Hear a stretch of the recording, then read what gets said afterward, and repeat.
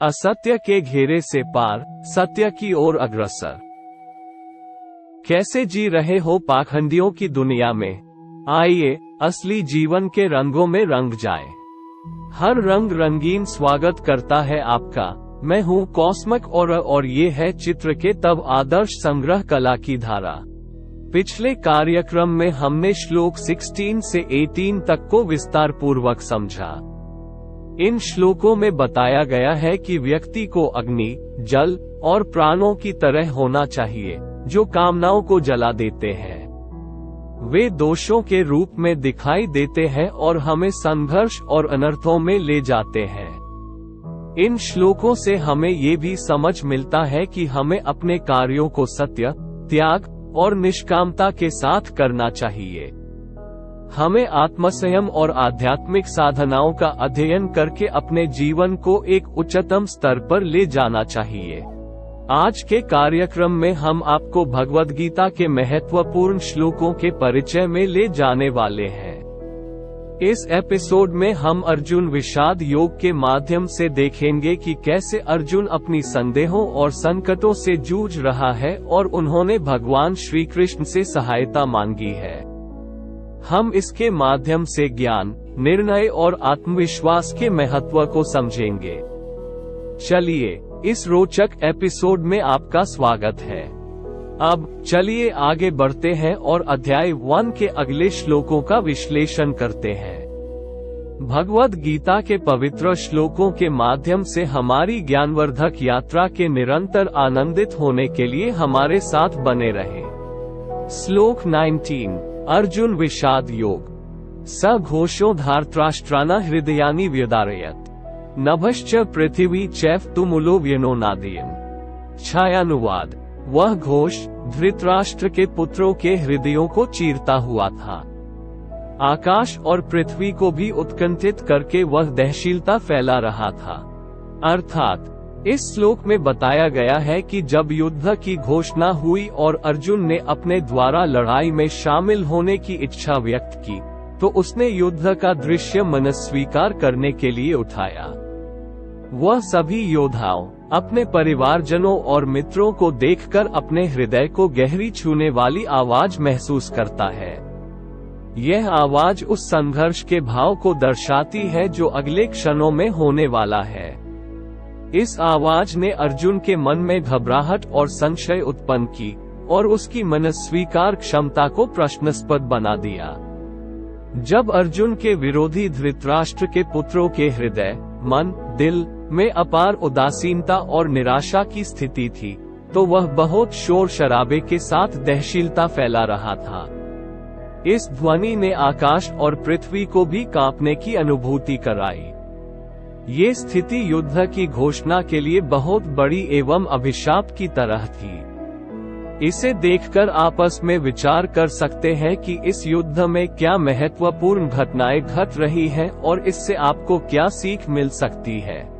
ये श्लोक भगवद गीता के प्रारंभिक अध्याय में दिए गए विषाद योग का हिस्सा है। इस योग में अर्जुन विवेक के संकट में है और युद्ध के दृश्य के सामर्थ्य को देखकर उन्हें दया आती है। यहाँ अर्जुन विभागीय और संघर्ष के मध्य फंसे हुए हैं और उन्हें सही रास्ता चुनने के लिए श्री कृष्ण की उपदेश की आवश्यकता होती है। ये श्लोक आपको ये सोचने और समझने में मदद करेगा कि हमारे जीवन में जब हमें कठिनाइयाँ आती हैं और हम निराश हो जाते हैं, तब हमें सही रास्ता चुनने के लिए उचित मार्गदर्शन की आवश्यकता होती है। इस प्रकार भगवद गीता के इस श्लोक से हमें ये सिखाया जाता है कि जीवन की कठिनाइयों में भी हमें बुद्धिमान निर्णय लेने की क्षमता को संवारना चाहिए और सही मार्ग के लिए दृढ़ विश्वास रखना चाहिए। श्लोक 20 अथ व्यवस्थितान् दृष्ट्वा धार्तराष्ट्रान् कपिध्वज प्रवृते शस्त्र संपाते धनुरुद्यम्य पांडव ऋषिकेश तदा वाक्यमिदमाह महीपते। छायानुवाद। तब कपिध्वज अर्जुन ने धार्तराष्ट्र के पुत्रों को व्यवस्थित देखा। जब युद्ध के अयोग्य शस्त्रों का आरंभ हुआ, तब पांडव ने अपना धनुष उठाकर कहा, हे महाराज। तब श्री कृष्ण ने इस प्रकार वचन कहा, अर्थात इस श्लोक में बताया गया है कि अर्जुन ने धृतराष्ट्र के पुत्रों को व्यवस्थित होते देखा और जब युद्ध के लिए शस्त्रों का संग्रह हुआ तो उन्होंने अपना धनुष उठाकर तैयार हो जाने का प्रकट किया। इस समय श्री कृष्ण को अर्जुन ने ऋषिकेश कहकर संबोधित किया, जो कि मन और इंद्रियों का नियंत्रक है।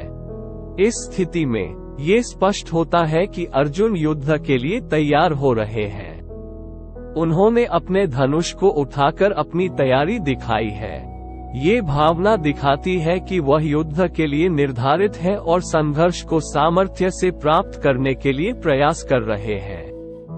श्री कृष्ण को ऋषिकेश कहकर संबोधित करने से अर्जुन इस बात का अभिप्रेत होता है कि वह अपने मन को और इंद्रियों को नियंत्रित करके युद्ध को विजयी बनाने के लिए उनकी सहायता लेने के लिए तैयार है। इस श्लोक के माध्यम से हमें ये सिखाया जाता है कि जीवन में हमें किसी भी कठिनाई के सामर्थ्य से प्रतिष्ठित होने के लिए तैयार होना चाहिए। हमें संघर्ष को स्वीकार करना चाहिए और अपने मन और इंद्रियों को संयमित करके आगे बढ़ने के लिए निर्णय और तत्परता के साथ कार्रवाई करनी चाहिए।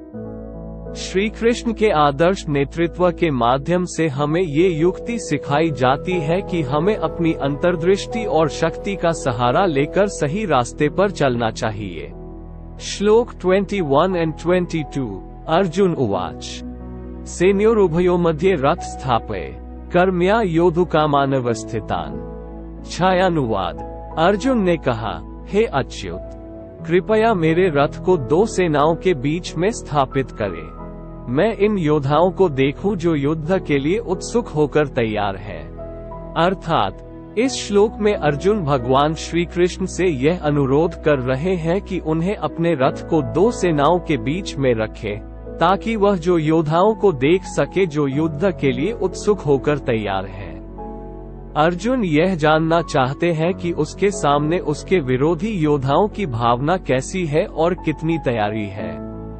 उनकी इच्छा है कि वे युद्ध के लिए तत्पर और कर्मयोगी योद्धाओं को देखें। अर्जुन चाहते हैं कि वे अपने विरोधी योद्धाओं की भावना, उनकी तैयारी और युद्ध में उनका अभिप्रेत दृष्टिकोण देख सकें। इस श्लोक से हमें ये समझ मिलता है कि हमारे जीवन में जब हम किसी महत्वपूर्ण निर्णय या कठिनाई का सामना करते हैं, तो हमें पहले संदेहों और समस्याओं को समझने की आवश्यकता होती है।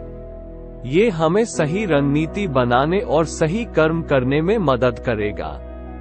इसके अलावा ये श्लोक हमें समझाता है कि हमें अपने लक्ष्य तक पहुंचने के लिए दृष्टिकोण, संघर्ष और युद्ध के प्रति तत्परता विकसित करनी चाहिए। प्रिय साधकों, भगवद गीता के तत्वों को समझने और प्रभावित होने के लिए आपका हार्दिक स्वागत है।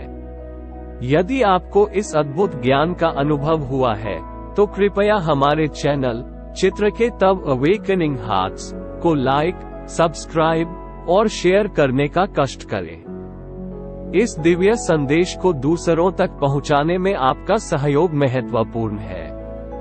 हम आपके संगठन और समर्पण का धन्यवाद करते हैं। आज के लिए बस इतना ही।